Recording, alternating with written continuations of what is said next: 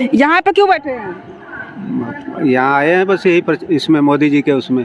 यहाँ पे क्यों बैठे हैं? अब यहाँ जाके बैठे उधर जगह ही नहीं है, पूरी भीड़ है। उधर देखिए, कैमरा उधर घुमाओ, पूरा भीड़ है। अंदर जाने की इतना ज्यादा भीड़ है कि आप लोगों को जगह ही नहीं मिली। पंडाल भरा पड़ा है, पूरा पंडाल 1 किलोमीटर के अंदर लगभग में पंडाल है। उतना पीछे रोड पे खड़े हैं लोग। वहाँ देखिए ना, वहाँ रोड पे खड़े हैं लोग। जगह ये नहीं है तो कहाँ जाएंगे?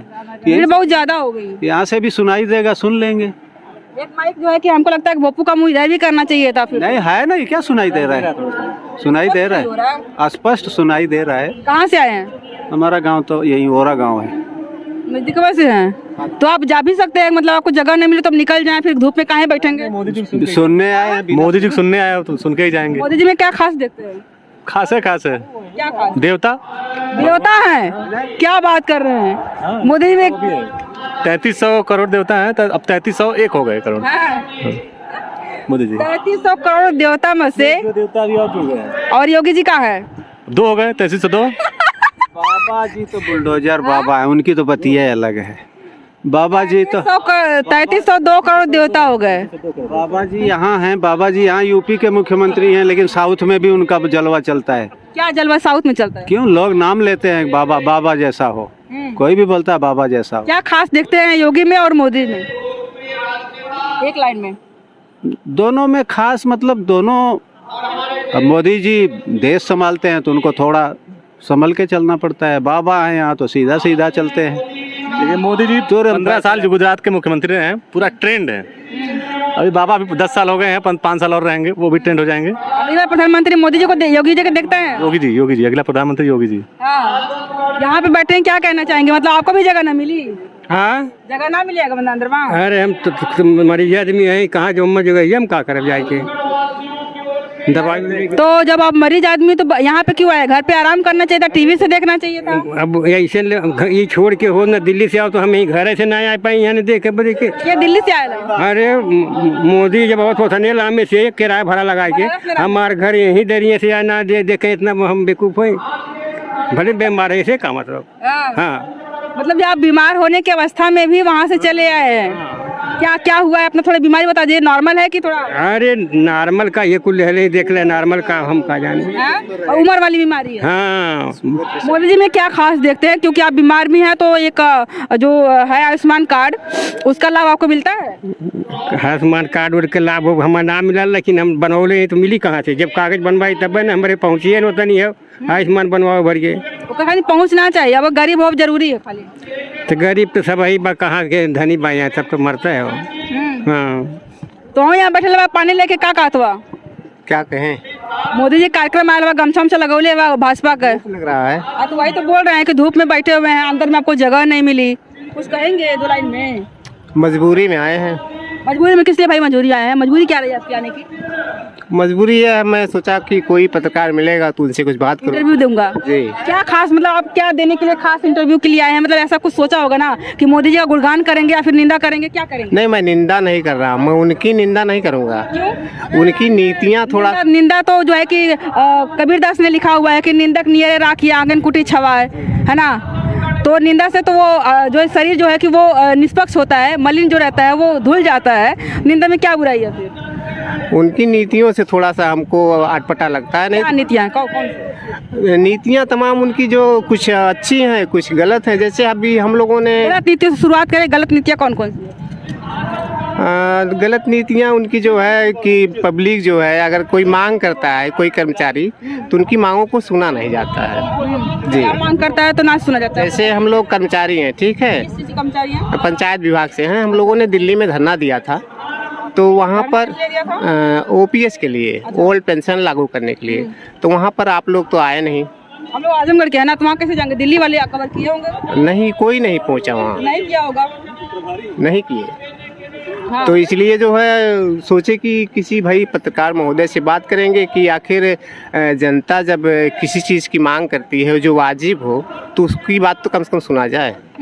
जी, इसलिए आप नाराज हैं मोदी जी से? जी जी। और खुश किस चीज से हैं? मोदी जी से नहीं नाराज, आप बार बार पूछ रही हैं कि मोदी जी से। मतलब मोदी जी की नीतियों से तो कुछ अच्छा जो लगती है वो क्या है? जैसे सम्मान निधि हुआ, गरीबों को राशन हुआ, ठीक है, अच्छा, विपक्ष के लोग तो ये भी कहते हैं ना कि राशन दे करके जो है कि आम जनता को बरगला रही है मोदी सरकार, और विकास देखना चाहिए ना कि राशन देखना चाहिए। राशन की बजाय रोजगार देती तो लोग खुद खरीद लेते। नहीं मैम, ऐसी बात है। देखिए कुछ लोग जो है उनको गलत समझते हैं, लेकिन गलत है नहीं।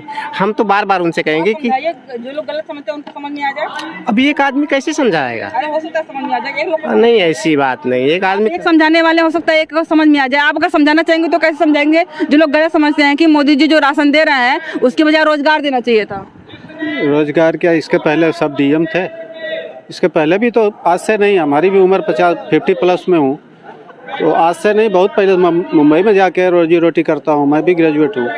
उन्होंने एक अच्छी चीज कही है, क्या सब इसके पहले सब डीएम थे, है ना, लेकिन जो रोजगार की बात करते हैं सारे लोग डीएम नहीं है, तो हाँ सब लोग सरकारी नौकरी समझ लिए हैं। हाँ, केवल मेन सरकार का काम होता है रोजगार के अवसर प्रदान करना। ये एयरपोर्ट रोजगार के अवसर प्रदान करना, राम मंदिर रोजगार का अवसर प्रदान करना।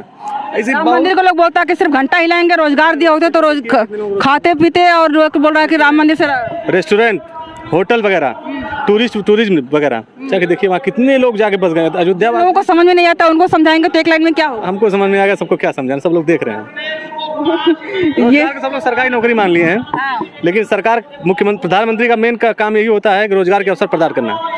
बात हो रही है तो पेपर लीक हो गया था, इस पे क्या कहना चाहेंगे?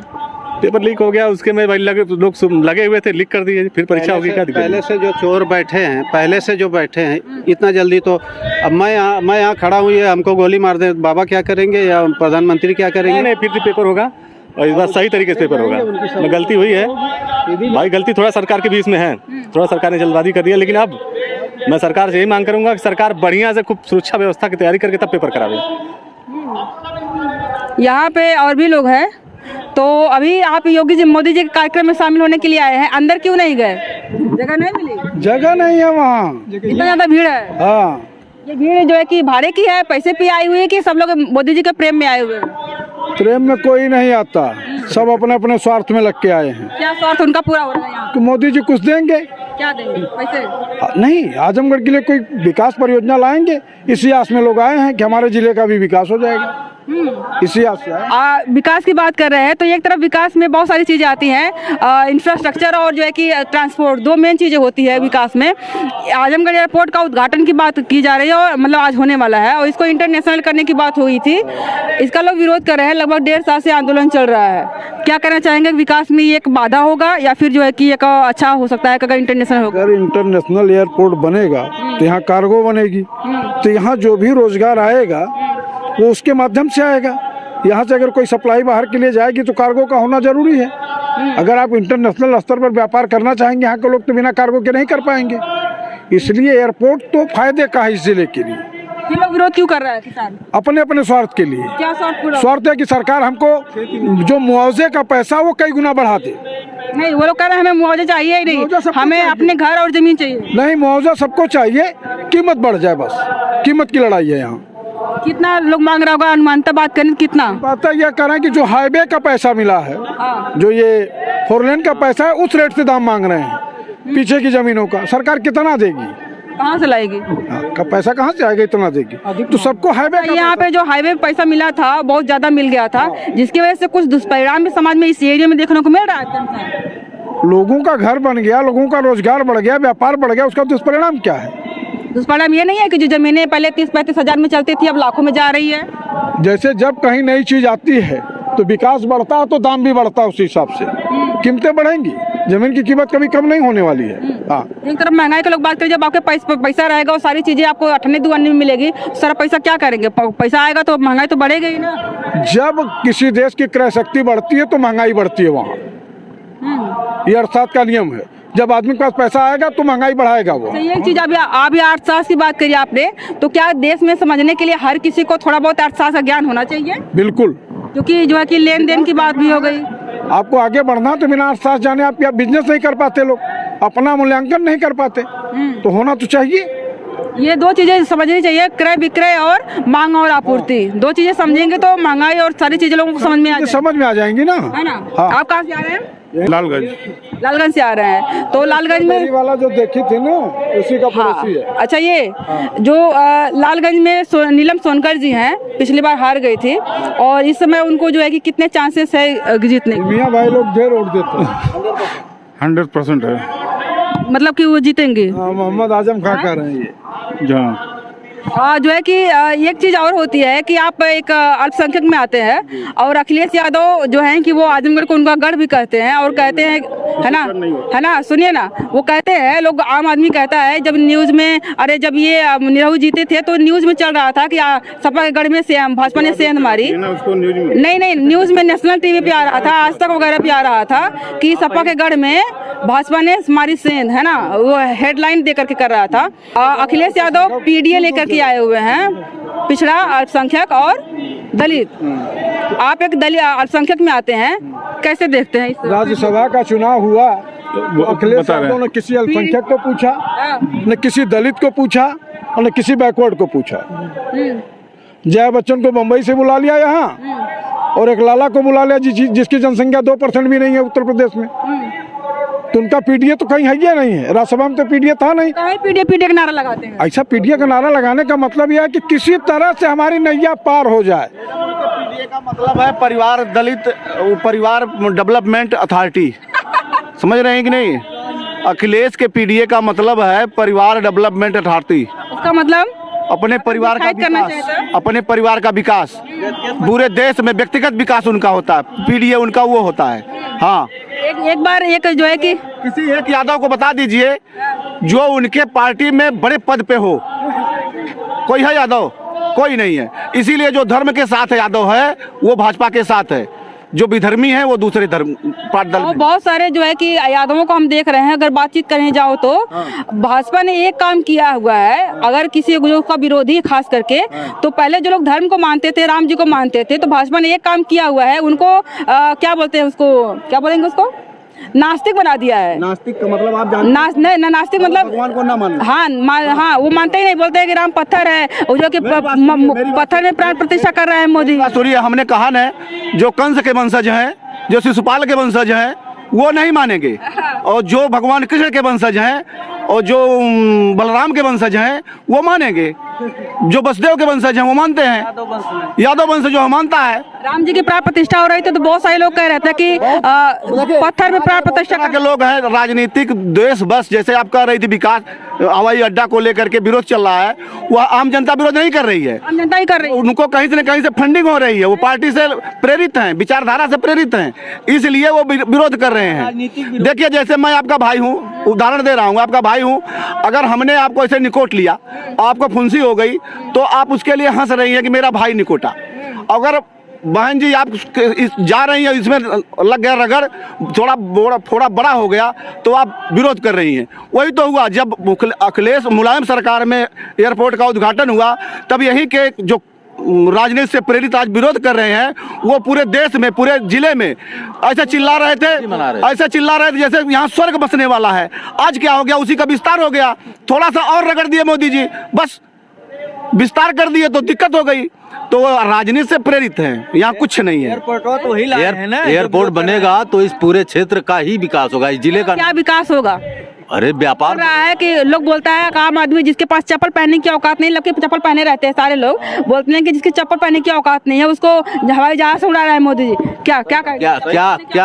क्या हम लोग बचपन में सोचे थे कि सबके हाथ में, सबके जेब में मोबाइल होगी? एग्जाम्पल बढ़िया दिया आपने। दूसरे नंबर का भारत निर्यातक बन गया मोबाइल का, दूसरे नंबर का मैन्युफैक्चरिंग में सबसे दूसरे नंबर पे है पूरे रुपया है। यहाँ से लखनऊ का किराया इतने कम समय में, और हम जाके अपना काम करके एक दिन में वापस आ सकते हैं। तो कनेक्टिविटी जब होती है तो डेवलपमेंट होता है। ये रोड बना है तभी इस जिले का विकास हुआ है, इस क्षेत्र का विकास हुआ है। आज क्यों रोड को किनारे लोग घर बना के रहना चाहते हैं? जिस पूर्वांचल को 14,000 करोड़ में बना रहे थे अखिलेश यादव, उसी को 9,000 करोड़ में माननीय योगी जी ने बना दिया। कितना फायदा हुआ? रोड नहीं बना। पूर्वांचल एक्सप्रेसवे की बात कर रहे हैं तो एक लोगों से हमने बात की थी, सुन है ना, एक लोगों से हमने बात कर रहे थे तो वो बोले कि पूर्वांचल एक्सप्रेसवे बनाए हुए जिनकी जमीनें पूर्वांचल एक्सप्रेसवे में गई है वो पूर्वांचल एक्सप्रेसवे पर चढ़ने लायक नहीं है। क्या करना चाहिए? क्यों नहीं चढ़ने लायक है? सब लोग चढ़ रहे हैं। अब जिसकी जमीन गई है, जिसकी नहीं गई, सब लोग चढ़ रहे हैं। ऐसी बात नहीं है, सभी चढ़ रहे हैं। हाँ, और सबकी औकात है, ऐसा नहीं उसमें बहुत पैसा लग रहा है, बहुत थोड़ा सा टोल टैक्स ज्यादा लग रहा है। अभी देखिए, अभी नितिन गडकरी ने कहा कि 60 किलोमीटर के अंदर टोल प्लाजा नहीं रहेगा, जहां भी है। तो अभी हमारे फुलवरिया में टोल प्लाजा है, तो फुलवरिया के बाद यहाँ पड़ता है टोल प्लाजा। अब फुलवरिया वाला या तो हटेगा या तो ये हटेगा, तो आम आदमी का जो आप कहे जिनकी जमीन गई वो चढ़ने लायक नहीं है, वो आराम से चढ़ेंगे। हम लोग चढ़ेंगे फुलवरिया से आजमगढ़ उतरेंगे, अपना काम करेंगे, घर चले जाएंगे। इस पर स्पीड ज्यादा रहती है, हर जगह से लोग चढ़ेंगे तो एक्सीडेंट हो जाएगा ना, समझ रहे हैं कि नहीं? हर जगह थोड़े चढ़ने लायक हाँ, सारी चीजें हैं, कुछ नहीं है, सब विरोधी दल है, सब बोल रहे हैं अपना। ये हो सकता है कि इनकी बातों से कुछ समझ में सबको आया हो। तो ये रही हमारी आज की वीडियो।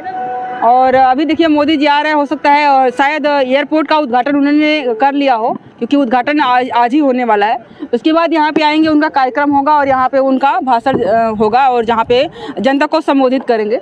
तो हम लोग काफ़ी दूर है, वो तो हम दिखा नहीं पाएंगे क्योंकि बहुत दूर है, आपकी दृष्टि नहीं जा पा रही होगी और ना ही कैमरा उतना कैप्चर कर पाएगा। चलते हैं, आम आदमी से बात करते हैं। बहुत बहुत धन्यवाद।